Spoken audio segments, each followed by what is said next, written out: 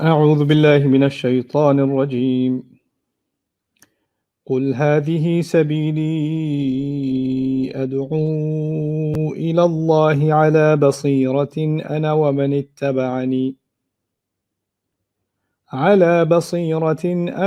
اتبعني وسبحان الله وما أنا من المشركين اللهم لا تجعلنا من المشركين رب اشرح لي صدري ويسر لي أمري واحلل عقدة من لساني يفقهوا قولي الحمد لله رب العالمين والصلاة والسلام على سيد الأنبياء والمرسلين وعلى آله وصحبه أجمعين أما بعد. Today I will try to speak to you about ayah number 108 of Surah Yusuf. I believe it to be one of the most beautiful ayat of the entire surah, and very extremely profound. It fuses so many things together in such few words. And that's actually part of the miraculous power of the Quran, that Allah Azza wa Jal says very few words, and in those few words He captures many, many realities. And whatever I attempt to do with you today and trying to extrapolate what I can of this ayah is only, like I said in my post, a drop in the ocean. Like, I feel like sometimes when studying an ayah, you're just looking at an ocean in front of you. I don't think of the Quran as an ocean, I think of the ayah as an ocean. And all you do is you just get to jump in and get a little wet. And no matter how much you experience the ocean, you're only going to come out with a few drops. And there's this endless ocean that still remains, right? So what I share with you are some drops that I can pick up. And what Allah does in His wisdom is then people come, His slaves come from every century, every corner of the world, different places, and Allah lets them experience other drops. And the history of, and I'm not even a scholar or not even anywhere close to that, but the scholars of our tradition and the people that contemplate the Quran all over the world and all over centuries, Allah opened different insights to them and different observations about the same ayah. So you're reading different tafsir, and one mufassir observed one thing, and another person living in a different century in a different continent observed something else about the same exact ayah. And they have something in common and they diverge also. And they're not contradicting each other, they're just observing something additional. It's almost like you're looking at a beautiful painting, right? And you observe this one corner of it. You see the contrast of colors here. Did you notice that cloud over there or something like that, right? You took a portion of that picture and you found that stunning. And somebody else says, yeah, I did see that. I didn't notice it to the detail that you did, but I was focused on this. And they observe something about another part of that same picture. They're all looking at the same thing, but they observe different things about it. And that's really what this ayah, in many ways does. So I'm going to try to translate it first in very brief English, and then we'll go through the multiple phrases in it that are each of them worthy of discussion. So the first of them, qul, say, declare, meaning Allah is now telling His Messenger ﷺ to say something. And this is important because when Allah tells the Prophet to say something, He's basically saying, go and confront those people and tell them publicly, right? So part of the Quran is, ourselves, like for our own recitation, our own contemplation, our prayer, etc. And then there are parts of the Quran where the Prophet ﷺ is explicitly being told, this especially, go and declare to them. And when you declare to them, the first word they'll hear is qul, say. In other words, I'm not the one saying this, I've been told to say this. So even when they hear say, why is he saying say? He should just say it, right? So I'm quoting my God who told me to say this. So it's actually now this divine authority with which these words are, slamming onto the people, like they're coming down with this power. And that's encapsulated many times just in the word qul. So it almost reinforces all over again. Do you think these words that are coming out of his mouth are his? Because I told him to say this. Qul. Then, هذه sabili. This is my path. This is my path. Man, I could stop here, but no, I'm going to keep going and translate the ayah in brief first. Say, this is my path. Ad'u ila Allahi ala basiratin.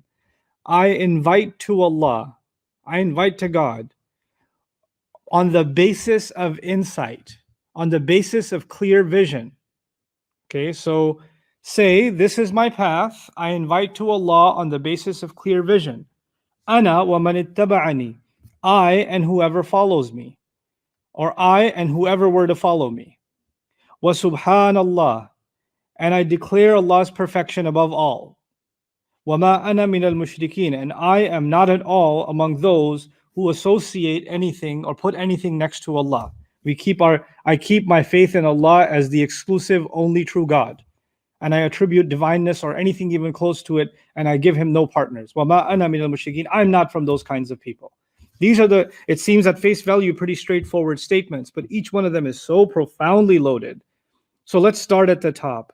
The Prophet ﷺ is saying, this is my path, right?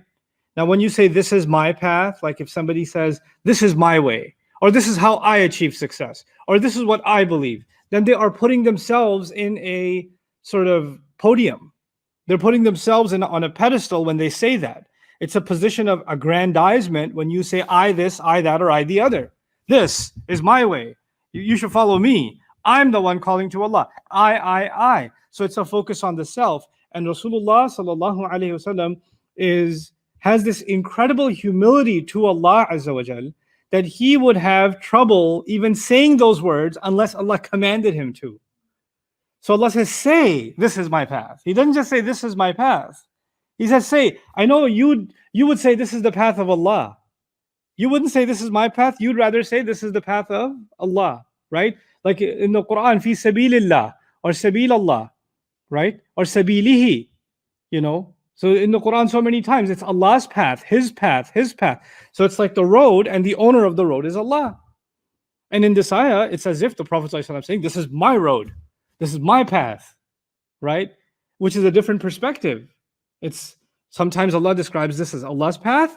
Now He's describing it as, He's telling the Prophet to describe it as His own path.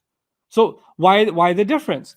So another place in the Quran that's similar to this, قُلْ إِن كَانَ لِلرَّحْمَنِ وَلَدٌ فَأَنَا أَوَّلُ الْعَابِدِينَ. Tell them, if Ar-Rahman had actually taken the son, if he did in fact have a son, then who would know more than I would? I am the first of all who can worship. No one worships more than I do. So if anyone knew someone was worthy of worship other than Allah and he had a son, I would be the first one to know. And the words there are Ana awwalul abidin. One of the meanings of that can be, I am first and foremost among any who engage in any worship. No worshiper of any religion, whatever they worship, even their false worship, doesn't compare to the amount and the dedication of worship I do to my Rabb. So nobody even knows what worship is the way I do. Now this again is very self-praising, and it's not, because the Prophet ﷺ didn't say this. He was commanded, قُلْ إِن كَانَ لِلرَّحْمَنِ وَلَدٌ. And it's a reinforcement of the same idea. When the Prophet ﷺ is told to make a bold statement on his own behalf, you'll find a qul behind it. You'll find a backing behind it. And it does something else. It's not just that the Prophet ﷺ is saying, I'm not putting myself on that pedestal. It is coming from Allah Azza wa Jal. There's another thing here. And the other thing is, when I make this declaration, when I do this, it's standoffish, actually. It's confrontational when you talk like that. And we'll dig into that a little bit. And when you talk like that, you better have backing, right? If you want to talk big, you better have backing. And if he wants to talk this big, and when someone wants to talk big and they don't have backing, they're going to get beat up. But Rasulullah can speak with full confidence, even if he stands alone. It says, my path, not the path of many, not me and my army, just my path. He can say that because of the power of qul behind him. Because that qul represents Allah, who told him and inspired him to say this, and will protect him on this path. Nobody can take him on this road because he has security. You see, when in the ancient desert, when somebody was traveling alone, they're an easy target for bandits. So people would travel in a caravan. So the imagery of someone taking a road, and they're the only one on that road, makes them the most vulnerable. And yet with the word qul, nobody is more protected than he is. Everybody else should be afraid. It's reversing the image just by the word qul. So qul hadhihi sabili. Another beautiful thing here, the phrase is, this is my path, right? So there's two parts here, this and my path. So let's think about the word this for a moment. You can look at the word this in two ways, and then there's a third add-on, and I'll explain all three. You can say, for example, I tell you a story, and at the end of the story, I say, this is my story. And there you have it, this is my story, right? So, or this is what really happened. So you got caught by the cops, and they have you in the interrogation room, and they get your whole confession or whatever, and then you say at the end of it, this is what happened. So the word this is referring to everything that came before, right? So one way of thinking about the word this is, it's not referring to what is ahead, but is referring to what is before. Another way of thinking about this, for example, Musa alayhi salam was asked, what's in your hand? And he said, Hadihi asaya. This, or hiya asaya, it is my staff. Or if I said, Hadihi tawila, this is a table. I'm not referring to something behind me or something in the past. I'm saying right in front of me, it's obvious. يعني اسم الإشارة يفسر بما بعده. The pointing word is being explained by what's coming right after it. What do you mean by this? Oh, I mean table, right? Or I mean microphone. This is the microphone. So the first way, if the word this is referring to what came before, let's think about it from that point of view. When Rasulullah is saying, this is my path at the end of Surah Yusuf, it's as if he is saying, this entire story of a path that this man took, alayhi salam, who was many times alone in the path that he took. Many times he was being dragged along a path that he took, but he never left the path of Allah when he took it. That path is no different than my own path. This is also my path. You're not just reading about a man that came thousands of years ago and had this path that he had to go through, because actually, even though the events may be different, the history may be different, the people around him may be different, the trials may be different, but the fact that he was traveling towards Allah and I'm traveling towards Allah actually means even though our times and locations and generations and languages were different, the road we were on is exactly the same. This thing that I just described is no different from my own road. This is my path too. So beautiful. It's as if Rasulullah has tied his road to the road of Yusuf alayhi salam's legacy, to the road of Yaqub alayhi salam's legacy. And this concept of the Prophet ﷺ being on the legacy of previous prophets, right? Following the pattern and the legacy of previous prophets is reinforced in other places in the Quran. So Allah will say something like قُلْ مَا كُنْتُ بِدْعًا مِّنَ الرُّسُلِ. Tell them I'm not some new innovative kind of prophet. This isn't new. This has happened before. فَإِن كَذَّبُوكَ فَقَدْ كُذِّبَ رُسُلٌ مِّن قَبْلِكَ in Surah Ali Imran. If they're calling you a liar, many messengers were called liars before you. That's already happened before you. Then Allah says, أُولَٰئِكَ الَّذِينَ, this is Surah Al-An'am, أُولَٰئِكَ الَّذِينَ هَدَى اللَّهُ فَبِهُدَاهُ مُقْتَدِهِ. Those are the people Allah guided. He's talking about previous prophets. Those are the people Allah guided. Then on their guidance, take cues of leadership from their guidance. The Prophet is being told, take from their guidance. قُلْ لَا أَسْأَلُكُمْ عَلَيْهِ أَجْرًا إِنْ هُوَ إِلَّا ذِكْرٌ لِلْعَالَمِينَ. Now about that ayah, take from their guidance, right? And take, so iqtida is from qudwa. Qudwa means leadership. So take cues of leadership from them. Take on their leadership qualities in your legacy, right? And continue that leadership quality. Listen what Al-Qutb al-Razi is different from Fakhruddin al-Razi, by the way. وحقق القطب الرازي في حواشيه على الكشاف. So in his commentary on Al-Kashaf, which is the Makhshari's tafsir, sorry, these are geek outs, but still awesome stuff. أنه يتعين أن الاقتداء المأمور به ليس إلا في الإخلاق الفاضلة والصفات الكاملة. That when the Prophet's being told, take from their leadership and take from their legacies, he's being told to take nothing except the highest morals and the most perfect qualities, personality, traits. كالحلم والصبر والزهد وكثرة الشكر, like forbearance and passionate, compassion and perseverance and a spiritual connection to Allah and excessive gratitude, والتضرع and humility, ونحوها and other qualities like that. ويكون في الآية دليل, and this ayah certainly expresses a clear evidence على أنه صلى الله عليه وسلم, that the Prophet صلى الله عليه وسلم أفضل منهم, is the most blessed of all of them. How is this ayah that says take from their leadership, they were the ones Allah guided, take from their leadership and embody those qualities, how is it saying that he's the best of them? Because if you tell me be more like this one or be like that one or take from them and take from them, you're basically saying they're the ones to take from, so they're role models. So how is the ayah saying that the Prophet who is to take is the role model or is in the highest place? Look at how beautifully Allah says this. So this is the explanation of it. أفضل منهم قطعا, he's absolutely the most blessed among them. لتضمنها أن الله تعالى هدى أولئك الأنبياء عليهم السلام إلى فضائل الأخلاق وصفات الكمال. That Allah, listen to this, because Allah includes in it the idea, He has embedded in this ayah the idea that Allah endowed those people those prophets with the blessings of many great characteristics and qualities. وَحَيْثُ أَمَرَ رَسُولُ اللَّهِ صَلَّى اللَّهُ عَلَيْهِ وسلم أَنْ يَقْتَدِيَ بِهُدَاهُمْ, and when Allah commanded His Messenger to take the leadership qualities of guidance from them, جميعا, altogether, امتنع للعصمة أن يقال أنه لم يمتثل. It actually becomes to protect the integrity of the Prophet. Allah didn't say be like them. He said take the elements from them. So don't copy them. Right? So when you say be like someone, they're better than you. Right? But take something from someone is you're taking a quality, but you're not taking the whole.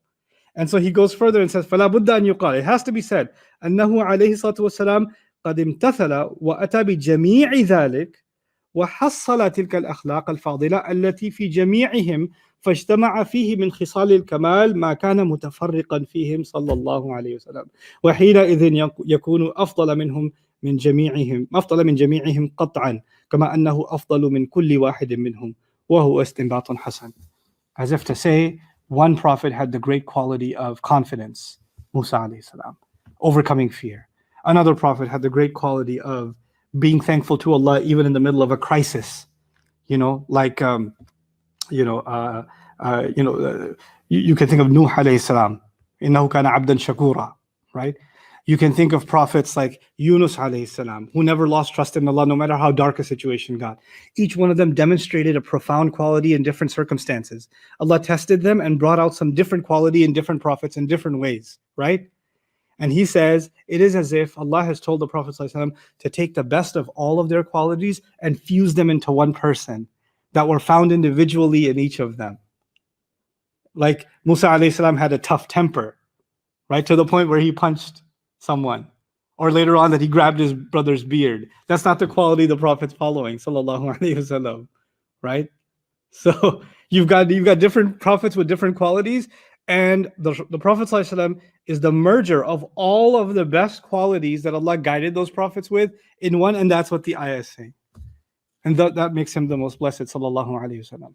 So in that sense, if you think of it that way, it is as if when the Prophet says, this is my path, and the word this is referring to the past, it's as if he's saying, Allah is telling him to say, this path of mine is actually the culmination of the best of the guidance given to all of the prophets before you. And all of the good of their paths has fused together in the path that I have given you. And then you turn and say, this is my path now. This is now my path. As if this was the path of many before me, and now it's mine. Now Allah has given this to me. It's amazing. Just, this is my path. Just those words are just profound. And Abdul Rahman Kilani, in his Mufradat al-Quran, in his study of the synonyms of the Quran, he actually argued that the word sabil is something that has been traversed a lot. So sabil is not a new road, right? Sabil is something that's been traveled quite a bit. And so as if the Prophet ﷺ was saying, this path that I've chosen has been walked by many, but now it's reached its perfection. And now it's mine. This is قُلْ هَذِهِ سَبِيلِي. So it's got these comprehensive elements of all that came before. But in particular, I wanted to highlight something, not just about all the prophets, but specific to the surah we're studying. We're obviously studying Surah Yusuf. And if you study Surah Yusuf, you find that Ibrahim alayhi salam is the patriarch of this family. And when Yusuf tells the dream, even the father is happy that you are continuing the legacy of your father, Ibrahim alayhi salam. And then Yusuf alayhi salam, when he's in prison, he also mentions that I follow the religion of my fathers, and he starts with Ibrahim alayhi salam. So if, I wish I did this in PowerPoint, but I didn't have time, but because I know some kids are watching too, and I want you guys to know this stuff well, right? So Ibrahim alayhi salam, and you can think of his two sons, and he has more sons, but two that we're highlighting is Ismail and Ishaq. Okay, Ismail and Ishaq. And then Ishaq has Yaqub, and Yaqub has Yusuf. So they're all children of Ibrahim. And then from Ismail, many generations of children, finally Rasulullah, right? So those are the two lines. But if you think about the line that connects with Yusuf, right? Ibrahim alayhi salam and Yusuf have something in common that Ishaq didn't have and Yaqub didn't have. So what I'm saying is Ibrahim alayhi salam has a son named Yaqub, a son named Ishaq, and there's something different about Ishaq, and there's something different about Yaqub, and then there's something common again with Yusuf.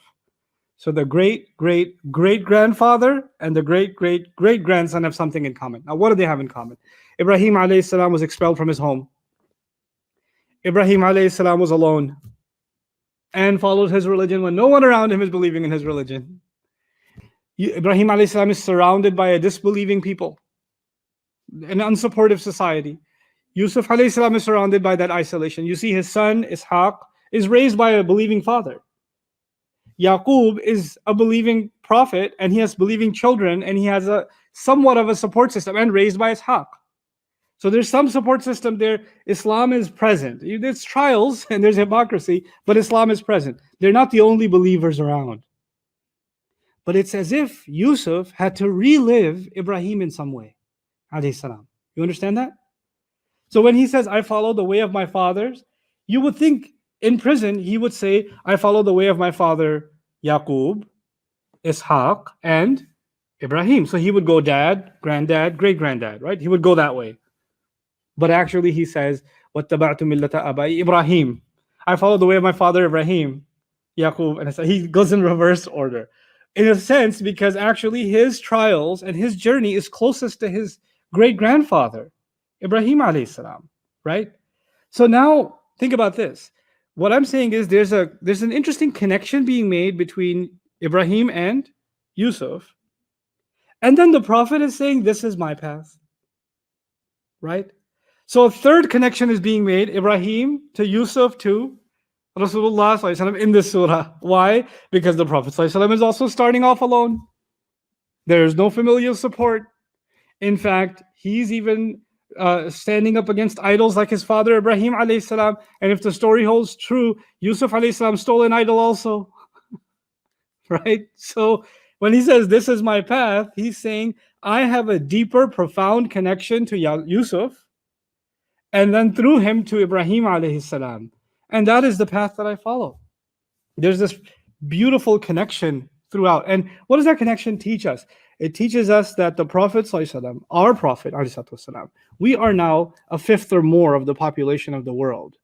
We're not isolated, right? And when Muslims live in a minority country, minority Muslim country, if you're a Muslim in New Zealand, right, or if you're a Muslim in like Ireland or something, or if you're a Muslim in a state in the United States where has barely any Muslim population, or you just became Muslim and there's no Muslim in your family, right? Then you feel like Ibrahim alayhi salam, kind of like alone by yourself. And even me, I'm of Pakistani origin, right? And living in the United States, you feel like Muslims are a minority. And man, did I feel different when I traveled to Malaysia, when I traveled to Indonesia, when I traveled to Qatar, when I traveled to, Muslim countries. When I travel, you just get a different feeling. Why? Because being Muslim is the normal thing. Well, that's weird. We're supposed to be the weirdos. But now everybody's walking to the masjid. It kind of hits you a little bit when you're living in a minority circumstance, right? But when you think about these prophets, we're used to thinking of ourselves as a civilization, right? Of millions and millions of people. But actually, originally, the great legacy of the Prophet ﷺ is that he is standing on his own.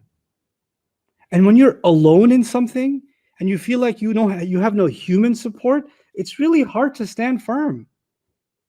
Because everybody you've ever leaned on in your life wants you to trip.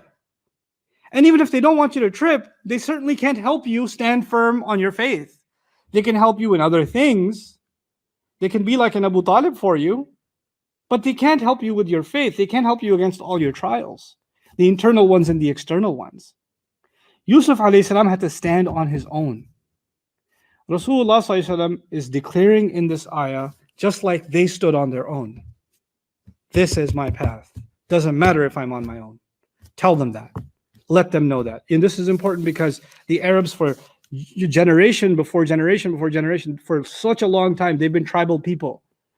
And those of you that come from Eastern countries and you have big families and extended families, in a sense, you have 1% of what tribal life looks like. How much you think about what other family members will say and do when you're going to make a decision. And how much do you get yelled at because your uncle's going to say this, all your cousins are going to say this, your grandfather's going to say this, they're going to say this, they're going to do that, and you're just losing your mind like, all those people have to be pleased before I buy these shoes, or before we, go to that hall, or we make this decision or that decision. Everybody has to be pleased. Everybody has to be on the same, because it's tribal thinking, right? And in tribal thinking, when somebody changes their religion, when somebody takes their own path, it's like they've abandoned everybody. You get instructions, don't talk to that one. That one's spoiled, they'll spoil you too. So people will protect their kids from the one that's gone off, the one that's gone astray.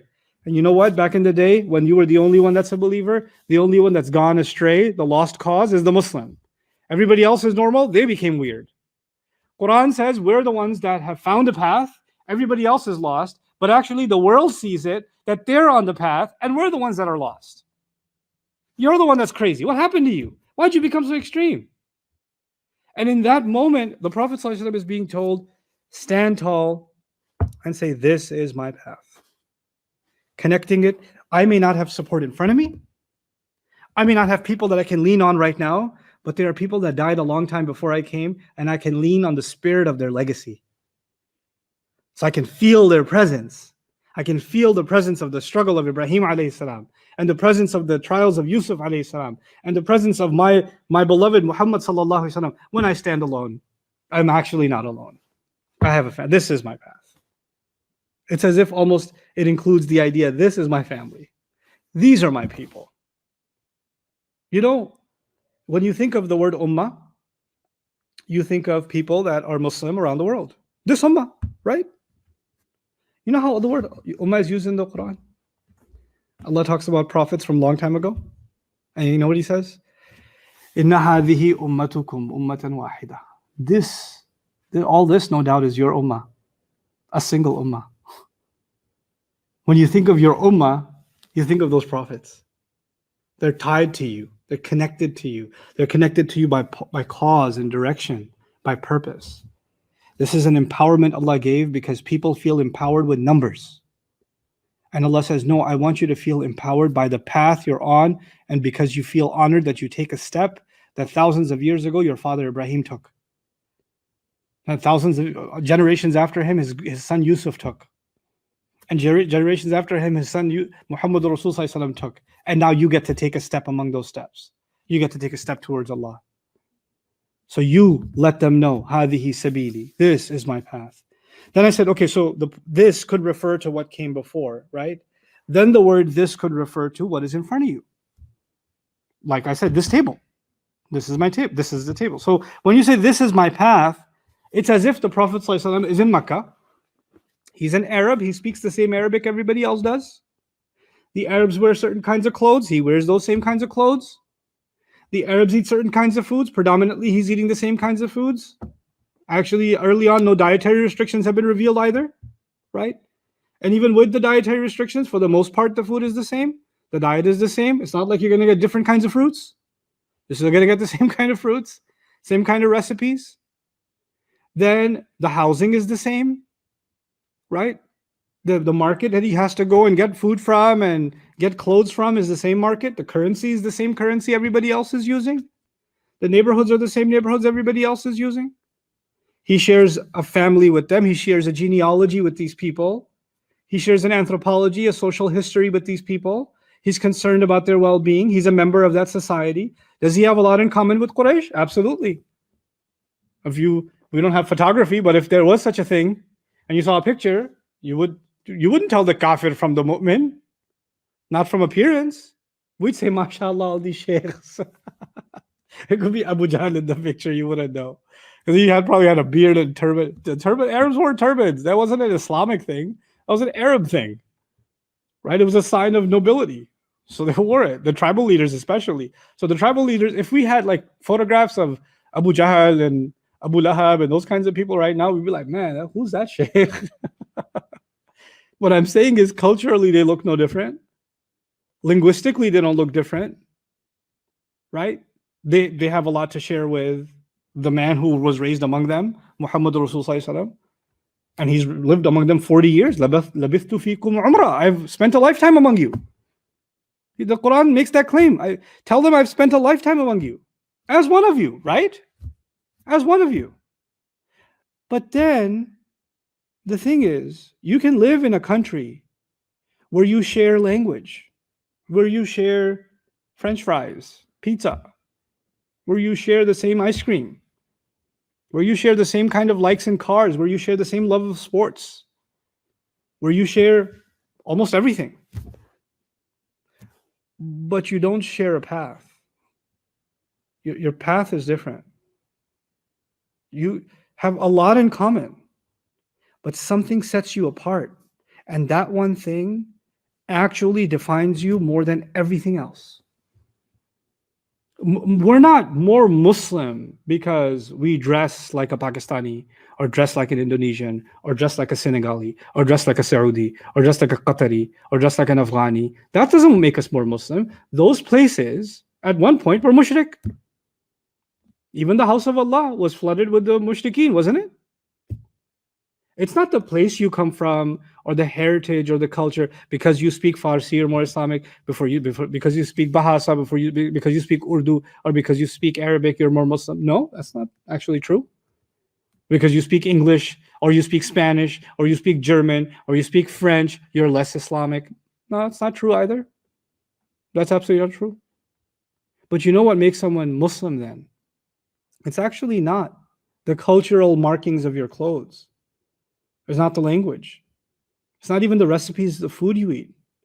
It's the moral, spiritual convictions, your beliefs. And those beliefs lead you down a path. And that path makes you different from everybody around you. It doesn't matter if you speak the same language. Ibrahim is speaking the same language as his villagers. He's raised in that same area. He's got a different path though. And this is the kicker now. You are different. But you know what happens? When you live in a society that doesn't believe in Allah, what the Quran described as jahiliyyah, ignorance, right?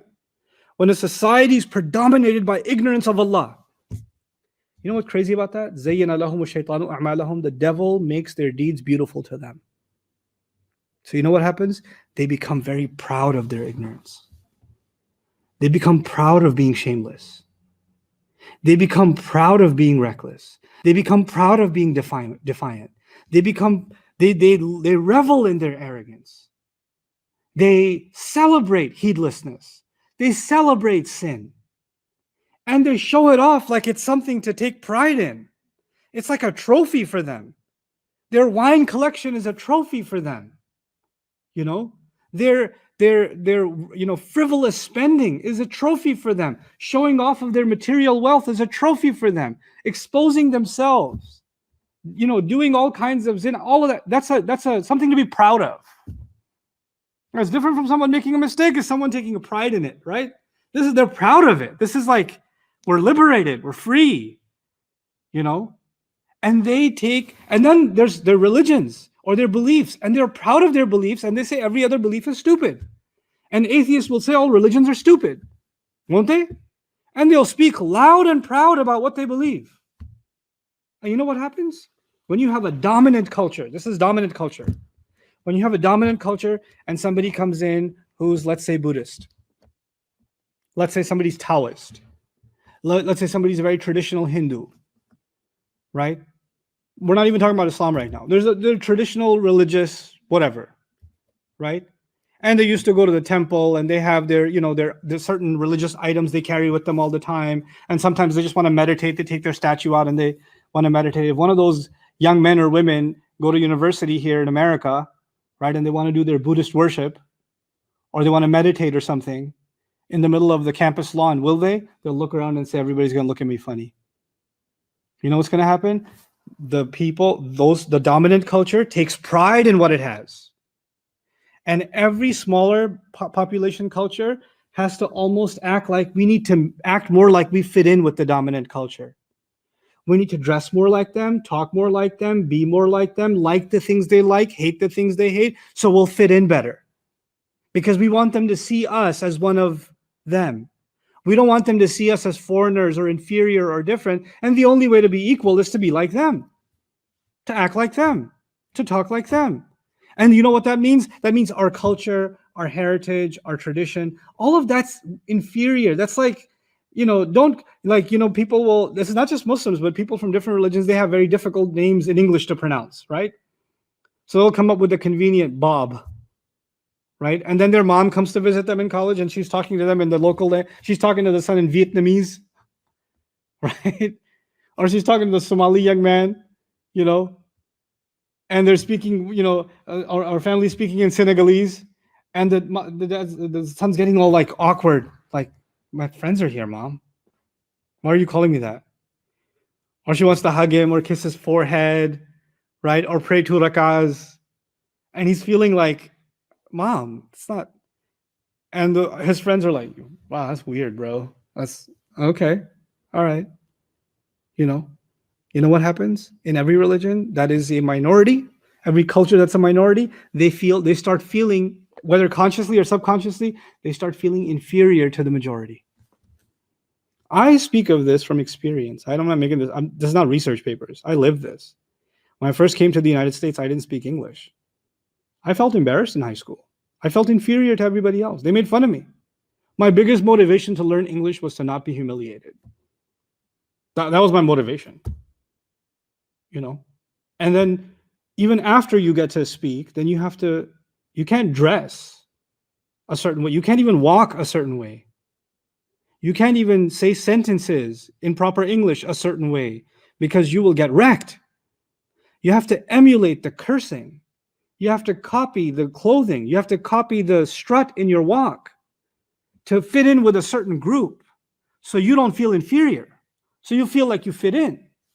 So you have to belong. And these jahil ideas, they're so proud of them and they feel so powerful and mighty because they have numbers. And what does Allah do in the face of all of that? He says, stand tall and say, this is my path. This is my path. It's what you call counterculture. There are two extremes. One extreme, we reject Western society. America is kufr, right? Kufr, kufr, kufr. Now you live in Indonesia and somebody's buying like Adidas sneakers. You're like, you're buying kafir sneakers. Don't buy kafir t-shirts. Be Islamic, right? There's nothing wrong with sneakers or t-shirts. What's wrong is it's not the clothes. It's not the technology. It's not the cars.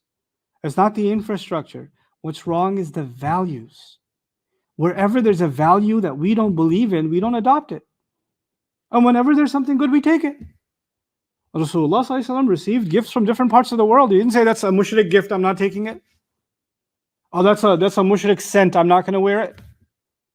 That's the Hindu shirt, I wouldn't put that on. Sahaba went to Rome and wore Roman clothes. They didn't say this is the people of the book. We don't want to be like them because we will be judged as them. No, because they were clear about their path, man. They were clear about what makes them Muslim. What makes them Muslim? So what are the two extremes? Let me spell this out for you. And today I won't finish this ayah. I'm maybe not even halfway through discussing this ayah. But this path thing really needs hashing out, right? So the two extremes. One extreme is the path of Islam means we reject all cultures. We reject anything that isn't that we can attribute to the Sunnah of the Prophet ﷺ has no room in our life. That's absurd. It's ridiculous. I come from Pakistan, and many of the cultural traditions in Pakistan actually can be traced to Hinduism. That doesn't mean they're Hindu traditions. That means there were some aspects of Hindu culture, like the colors of clothes that people wear in weddings, or the flowers, or whatever else, right? The festivals, those cultural traditions that don't contradict any teaching of Islam. They don't go into israf, they don't go into shirk, they don't contradict any teachings of Islam. Those traditions can stay. But what Islam does is it cleans them up and makes sure they're in line with the path that Allah ordained. That's it. You don't have to do away with the culture. There's nothing evil about American culture. There may be elements of evil in it, just like there are elements of evil in every society, I can accept many parts of this culture and reject other parts of this culture. And you know what? I will be open about it. I will be very open about it. And because I will say what my prophet was commanded to say, no matter how offensive it was, say, this is my path. Don't be ashamed of it. Don't be ashamed of saying who you are and what you believe and what you don't believe, what you accept and what you don't accept, because people won't like what you have to say. People will judge you. People will consider you judgmental or misogynistic or whatever else. It's okay. Whatever label they want to give you, they want to give you. You, if you're convinced that your Rabb gave you something, you stand by it. You stand accordingly. So on the one hand, we stand by our values, and we can accept any culture. Actually, Islam is the most adaptive, most profound, deen that Allah Azza wa Jalla gave it for all of humanity. Not so all humanity could look like Arabs. If that was the case, then, because that happens to some of you young, I know this is going to sound politically incorrect. I don't care. But some of you got younger guys, you become more Islamic. And the next thing you know, the only way you can, rock Islam is you're going to walk around with a thobe on, right? And I have nothing against thobes. Thobes are cool. They're not my thing. I'm more a shalwar kameez kind of guy when I'm in the mood. But anyway, I used to wear a thobe sometimes too back in the day when I was feeling more Islamic. But you know what? It has nothing to do with being Islamic. It's just Arab cultural clothing in some parts of the Arab world. And by the way, those thobes, try running in them. What you got to do? That's what you got to do. How are you going to ride a camel in that thing? How are you going to ride a horse in that thing? How are you going to wield a sword back in 7th century Arabia in that thing? You understand? Cultural clothes have changed over time. They weren't exactly like this. But we feel if we dress like the Arabs, for example, then we have become more Islamic. No, dressing like the Pakistanis, dressing like the Afghanis, dressing like the Malaysians or Indonesians or Americans or Germans or French or whoever, dressing like someone doesn't make you more Islamic. The principles of dress have been given in the book. That's been given in the book. Not the culture which must be followed. Not the culture. The traditions that we must live by, the things that we must adore, the things that we must commit to have been given. Other things haven't been restricted. So we can exist in a culture. Yusuf alayhi salam can live in the castle, right? He's not picking some other kind of housing. And there are priests in that society. There are pagans in that society. Even his king believes in all kinds of crazy things. He is part of that culture in many ways. He speaks their language. He helps those people. He understands where they come from and all of that stuff. But yet at the same time, he knows exactly what his path is. He's a merger of both things. The best of the culture and the truth of his religion. And they don't compromise. What happens with people? When they say, well, if we want to fit in, we need to let go of Islam because it just doesn't fit. We have to let go of the religion. No, you don't. This deen is not a compromise. None of the teachings of our deen are going to be bent or pulled away, and you feel and I feel that we are slaves of Allah. That's not going to happen. This is not a negotiation. They wish that you could give a little, take a little. So they will give a little, take a little. They want to negotiate this thing, right? This is not a negotiation. This is not a negotiation. So one solution that Muslims have come up with, unfortunately for themselves, is they'll completely isolate themselves from every culture. And the other is, oh man, if I want to be part of the world and I got to let go of Islam a little bit, come on, loosen up a little, will ya? Right? Allah didn't expect either one of those things because they're not realistic. They're not realistic. And if you become an isolationist, you develop a hatred for the society. What is Yusuf alayhi salam? Does he hate the society or does he love and care for that society? Is he able to relate to that society, speak to them in a way that they understand because he's part of them? He's among them? Even Rasul sallallahu alayhi wa sallam, لَقَدْ لَبِثْتُ فِيكُمْ عُمْرًا, I've spent a lifetime among you. And yet, even though he's in a place where they do dirty business, they cheat each other, they wrong each other, he's doing business with integrity from day one. That's what that's what makes him stand different. So when he says, this is my path, for the Muslim, for you and I, we now must understand what our path means. For many people in the Muslim world, if you're living in Pakistan, if you're living in Indonesia, Malaysia, if you're living in the Arab world somewhere, living in Egypt, Morocco, wherever, you know what? The adhan can be heard. The masjids can be filled at Jumu'ah. when they could be, right? The Quran is being recited. There are Islamic channels on TV that are profoundly boring sometimes, but still, they're on TV. You've got Islamic media. You've got halal restaurants everywhere. Oh, Islam's here. Yay. Except there's bribery. There's politicians being bought out. There's interest. There's cheating people in business. There's people not giving the inheritance when they should. There's people lying, scheming, cheating, killing. All this stuff is happening, but at least we have good tajweed. That's not our path. Our path is a path of justice, uprightness. Our path is a path of principles. And you know what? Sometimes being in a Muslim society, we get complacent into thinking maybe because we're a majority Muslim society, then Islam is here. Is it? Is that what Islam looks like? Does Islam condone any form of classism? Does Islam condone any kind of oppression against any group of people? Any group of people? Just because of who they are? Does it condone that? Not the Islam that I've tried to study for the last 20 years. I don't find that in my religion. But yet we can engage in oppression, engage in injustice, engage in racism, engage in classism, engage in materialism, and have the audacity to say, this is my path. All of those things are the other path, not this path. That's some other path. We're deluded. We have to wake up and understand what our path really means. Rasul Sallallahu Alaihi Wasallam is being told defiantly to say to an openly aggressive culture against Islam, tell them, declare, this is my path, hadihi sabili. In face of a culture that says, we have the best culture there could ever be. The Pharaoh said, Musa and Harun Moses and Aaron are a threat because they will get rid of your exemplary lifestyle. You know what that means? I used a big word, exemplary lifestyle. I'm going to put it in easy words for you. It's simple. It means we are number one, baby. Everybody wants to be like us. All these people from different lands come to us to learn how we do things. They buy our stuff.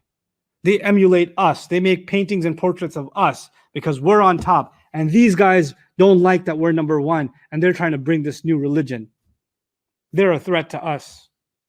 So Islam is a threat against our national integrity, our pride. So you have to decide, are you loyal to nation or loyal to Islam? That's what the narrative they created. And in the face of that, you still say, I want what's best for these people, and I still stand by my path.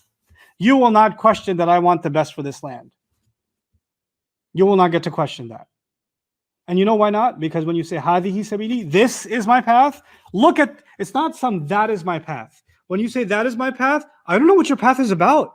Well, it's a mystery. But when you are on the path itself, you say, you know what? Why don't you come see what I'm walking on? Have I made it a mystery? Is there no transparency? Am I not demonstrating to you what this is and how good it is for the people around us? For everyone? By my living example, I'm showing it to you. And I'm not hiding what this path entails, and I'm not hiding where it leads. I'm not hiding some agenda. Politicians hide agendas.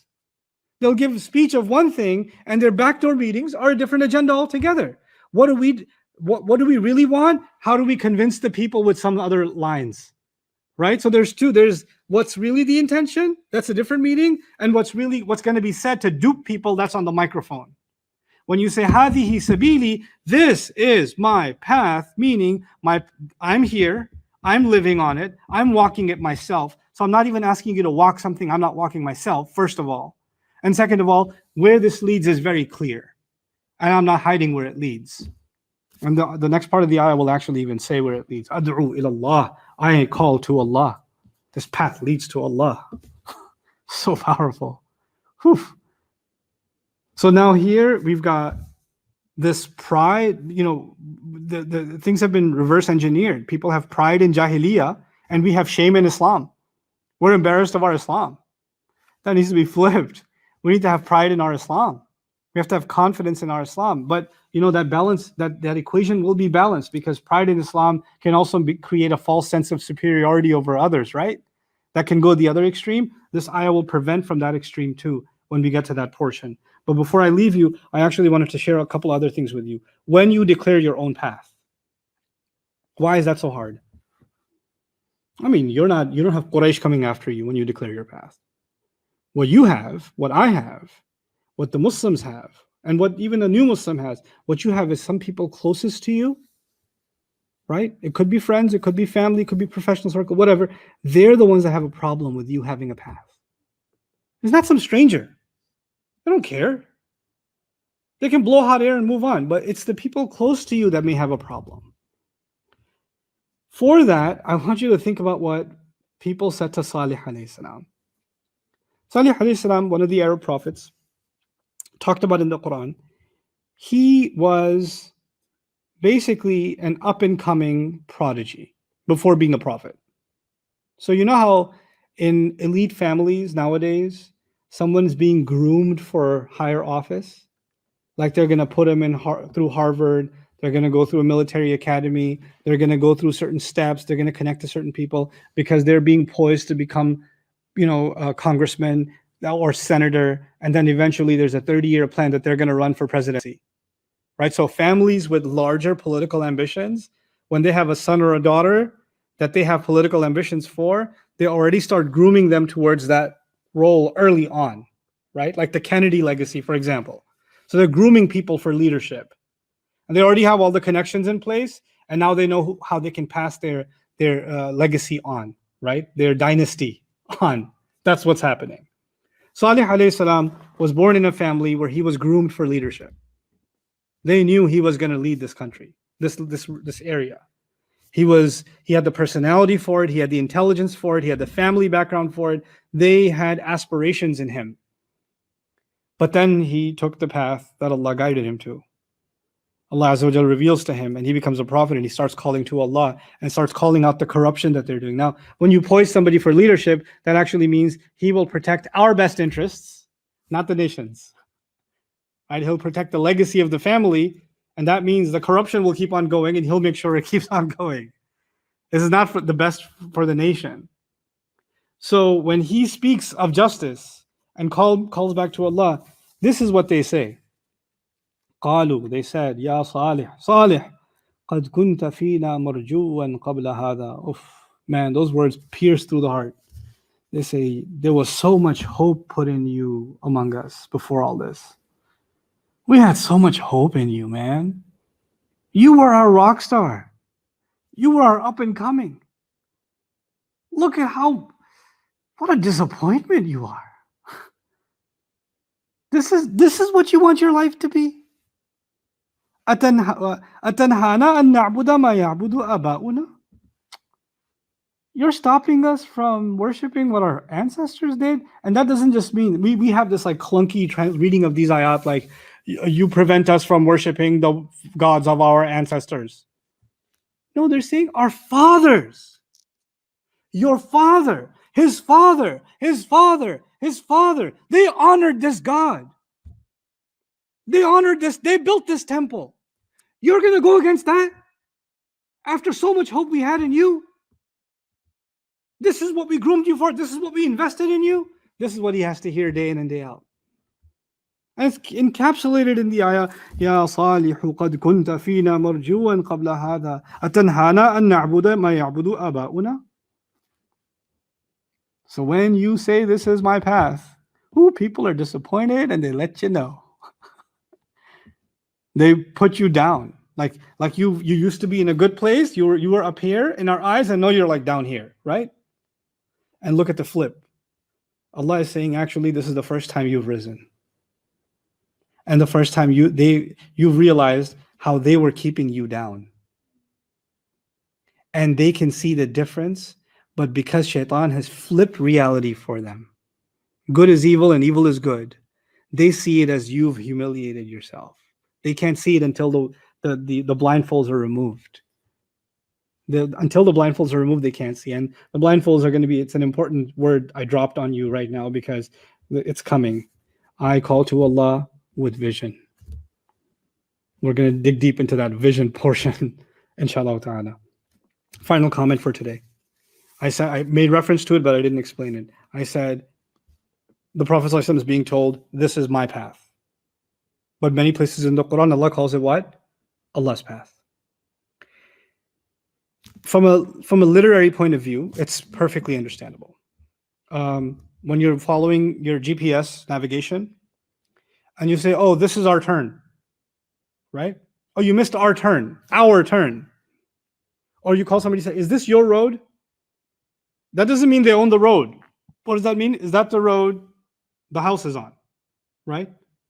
Or two people take two different highways and they're going to the same place. They say, man, my highway is going to get me there in like 15 minutes. What about yours? Mine, 30 minutes. When you say my highway, does that mean you signed some contract? It just means you're on that highway, right? So we use possession for roads when we are traversing a road. What that means here is when he says, this is my path, very simple, logical way to understand that is, this is the path that I'm on. This is the road that I've taken. And this has been my road. This is what it is. When Allah says his path, he's saying he owns it. When you say my path, you're saying you're walking it. You're traversing it, right? So that's a literary, it's common sense. But there's another beautiful sort of, connection that's been made by the two idafas. So one idafa being my path, one connection being my path, the other being the path of Allah. The path that Allah himself carved. The road that Allah himself laid the bricks for. The road that Allah himself inspired so many other people to walk before me so that its footprints eventually become visible so you can see it's easier to walk. And this is the path that Allah generated over generations for it to become easy enough. And now I happen to be on it. As if you are saying, I have chosen the path that Allah himself, out of his mercy, especially laid out for me. You know how you say roll out the red carpet, right? I imagine somebody rolls out the red carpet and you go the other way. The carpet's VIP treatment, isn't it? This is as if Allah has gone out of his way to make this path that he owns, and he said, I laid this out for you. I want this to be yours. I want you to take ownership of it. It is mine, it belongs to me, but I want you to cling to it as if it's yours. And now I share something with Allah Azza wa Jal. It's Allah's path, and he made it my path too. It's Allah's deen, and he made it my deen too. It's deenullah. It's deenullah. But it's deeni also, it's my deen also. Allah made me share his prophet. He's Rasul of Allah. He's my Rasul also. Is the book of Allah? Is my book also. Isn't it? Isn't there something really beautiful about that? Something that is so special and belongs to Allah. Allah wants me to have a share of that and have a piece of that connected to me. Now I have something that actually belongs to Allah, and Allah wants me to have it. That's the beauty of Sabili. This is my path. Let the difficulties come on it. Let the people make it harder. Let the circumstances make it harder. So what? There's obstacles on this road, and there's a destination. And those of you guys that are gamers, right? When you play, role-playing games or whatever, you got to go through different levels to get to the ending. And the ending may be super boring too, but you're still going to play till the end because the ending's worth it for you. You're like, oh, that's the ending. You know what? We are obsessed with epic endings. We're obsessed with them. The ending here, ila rabbikal muntaha, to your master is the final destination. Is a path leading to Allah. And there's going to be a bunch of people along the way that will make this road easier to walk. There's going to be a bunch of people in situations along the way that are going to push you off this path. And you're going to find yourself off the road, and you're going to have to claw back your way on there. Or you're going to be running at sometimes, you're going to be crawling other times. You're going to be limping other times. Sometimes you'll find yourself, didn't even realize you turned around, you're walking the other way, in the opposite direction, because some people around you started walking in the opposite direction. You're like, well, if they're walking away, I should too then. And so you start walking in the opposite direction. And then something will hit you. Maybe your consciousness will hit you. The light from Allah will hit you. And you'll say, no, I want to walk back towards that light. I want to be lit on Judgment Day by the light of Allah. So you turn back around. All of that is hadihi sabili. We didn't do ad'u ila Allahi ala basiratin, ana wa man ittaba'ani, wa subhanallah, wa ma ana min al-mushrikeen. We didn't do any of that stuff. So we're going to be on ayah number 108 for a little bit. بارك الله لي ولكم في القرآن الحكيم ونفعني وإياكم بالآيات والذكر الحكيم. السلام عليكم ورحمة الله وبركاته.